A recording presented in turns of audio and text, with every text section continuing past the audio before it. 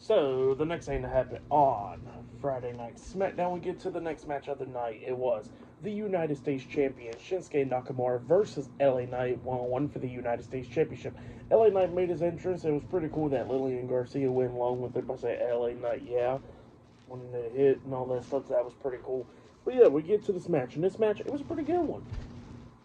Both of these guys beating the hell out of each other, coming up in near falls a lot of times in this match. At one point, we actually see LA Knight jump up there on the top turnbuckle, hitting a nice superplex onto Shinsuke Nakamura into the ring.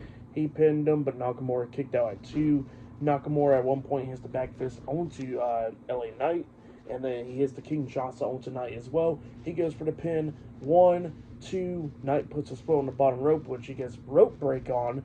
And yeah, LA Knight still going. Shinsuke picks him up, puts him onto the second turnbuckle, which is exposed, by the way, because he got ripped apart earlier in the match. And then Nakamura was trying to King Johnson to the back of the head onto LA Knight while his head is on the exposed second turnbuckle.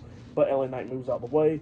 Nakamura hits his knee onto the exposed turnbuckle, and then LA Knight hits the BFT onto Shinsuke. He crawls for the pin, he goes for it, but before the referee can start counting, he gets attacked. LA Knight gets attacked by Jacob Fatu and Tama Tonga, the Bloodline. So yeah, it caused a disqualification that came through the crowd. So yeah, LA Knight defeated Shinsuke Nakamura by disqualification, but Shinsuke Nakamura retains the United States Championship. And yeah, the Bloodline was just beating LA Knight down. They laid him out with the Samoan drop by Jacob Fatu, and then Jacob Fatu hits the moves off the top turnbuckle as well, and then he starts hitting the hip attacks onto him in the corner, laying him out, and then all of a sudden Cody Rhodes and Jimmy Uso comes running down, brawling with the Bloodline and stuff. They take out Tama Tonga, throwing him over the barricade. Jimmy Uso hits a super kick onto Jacob, and then Cody hits one onto Jacob as well, and then they hit a double super kick onto Jacob as well, throwing him over the barricade, security guards and stuff, trying to pull him apart and all that stuff, making sure they don't fight.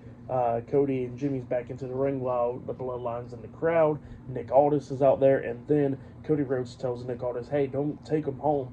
Don't let him get home. How about put a tag team match instead?